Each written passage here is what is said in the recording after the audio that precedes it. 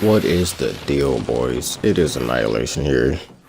Today I just want to give you guys kind of a few tips and pointers on pretty much how to be consistent when you're doing good in Call of Duty. Like, everyone has their good games and their good days, and then they have some days where they're just complete trash, the total opposite. They're getting melted, they can't get a kill. And I just pretty much want to point out a few things that are going to help you be more consistent and win most of your gunfights at a higher percentage. Pretty much want to cover about 3 or 4 things, maybe 5 if I begin to rant, which I may, so I'm apologizing ahead of time. Now, the first thing is obviously use what you're comfortable with. Now, me, I can't even take my own advice simply because I do everything in a systematic manner. Everything is a system to me, except my gun choice. Excuse this lag, I don't know what that was. That shit was atrocious. But use what you're comfortable with. I'm always editing my classes before each game starts based on the map. That's how I play. Based on the map, I edit my classes because I feel like certain guns, even with certain attachments, they favor these maps. Like, they perform really well on these maps. Like, on a small map, you're going to use blind eye or dexterity over ghost, because if you get a counter, you know the UAV is obsolete. But on a really big map where UAV is more likely to be an issue, then you might run ghosts over blind eye or dexterity. Now, with that being said, if you unlock something new, yeah, it would be fun to play around with it, see if you like it. But if you're trying to, get better at the game, don't even waste your time pulling it out. The longer you use a gun in this game, the more you're going to get comfortable with it, and the better you're going to get with it. That's just common sense. Try not to stray from the norm, at least too far. If you're going to stray from the norm, at least have it in the same class. Like, if you're going to stray from your main AR, at least use a different AR. You'll have that same AR feeling, just not, the same stats, kill time, fire rate, anything like that. Always keep that in mind. Another thing is bursting your thrusters and achieving maximum height. 2 and 3. Cover 2 first. So when I say burst your thrusters,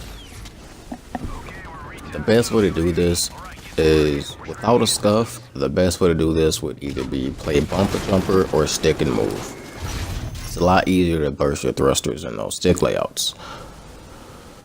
When you burst your thrusters, not only does this allow you to achieve maximum height, but also it allows you to chain your movements more efficiently and more fluidly. You're going to see a triple that's going to come up where I'm completely in the air after my rewind. And thanks to me bursting my thrusters, I was able to get full height advantage. Wipe off those 3 kids. Pick one more off, not in the sniper window, but pick one more off and go back in and out, as I call it. I like to go in and out, get in the action, get a few kills, hit the flank route on the outskirts. That's how I play. I feel like that is probably one of the biggest things in this game, having that mindset, going in and out rather than just going in the action, staying in there trying to get all the kills, because you're not going to win every gunfight. You're just not going to.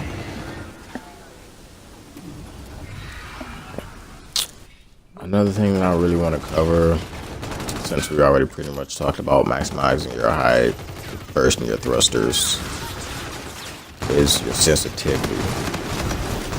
Now, a lot of people comment on other videos about sensitivity that they have their sensitivity higher because they get to turn on people faster. Yeah, that's cool, but I just recently turned my sensitivity down to the lowest it's been since ever. I've never played on a lower sensitivity on any COD than I do on this one. My sensitivity is a 4 vertical, 5 horizontal. I started playing Call of Duty Modern Warfare 10 years ago. My sensitivity, when it was only up to 10, I think I played on maybe an 8 or a 9. Even when the sensitivities went higher to 15 and 20, like in Ghost or Advanced Warfare, I think, it was still pretty high. Even in this one, I used to play on a 12 and a 13. I thought that worked well for me. You know, I was slaying like I do now, but I wasn't as consistent as I was, or at least not as I am with my sensitivity being drastically lower for more stability and control, especially when I'm midair. That's where it really counts, because how I am. If I'm in the air 95% of my gunfights, having the ability to control my gun in the air is probably the number one thing I should be able, I should be thinking about. Shouldn't even be thinking about the kill, because you're going to get the kill if your aim is on. Like, you're not going to get the kill if your aim isn't on point. That's what I feel like. And that's why I feel like not necessarily thinking about it 100% of the time, but if you focus more on really, really trying to get the kill, your aim is going to be off. As long as you stay calm and collective, your aim is going to be on point. Trust me on this. Now, I am going to leave you guys with the rest of this gameplay with my trencher. I just recently started using the trencher because I got a variant. I didn't do the challenge. I got a rare variant, not a Mark II, but rare. That's fine. But I just started using it, gave it a try. I was outnumbered here, and I was melting these kids with my trencher. Now I feel like the best attachments for this gun: suppressor, grip if you don't have the infiltrator, which I feel like is probably one of the best variants. It gives you reduced recoil with that stability perk. It's a common variant, and I feel like with that, it's just like the counterbalance where you don't have to run grip. You can put on a quick draw and your grip is already accounted for. So with the rare variant, I feel like grip, long barrel, and suppressor are the best attachments. For the infiltrator, probably quick draw, long barrel, and suppressor. Put on the grip if you really want that extra accuracy, but I don't think it's necessary. Give it a try. You might even think grip is unnecessary. Like, you could probably put on an extra perk instead of an unnecessary attachment.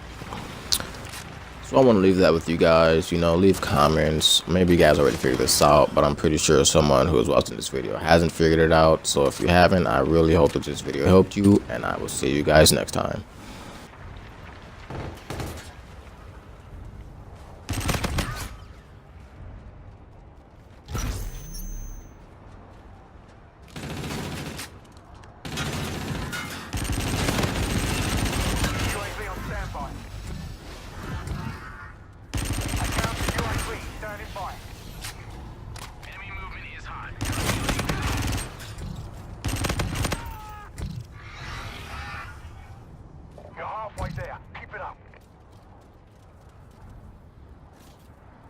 Get to work. We're scrambling their systems.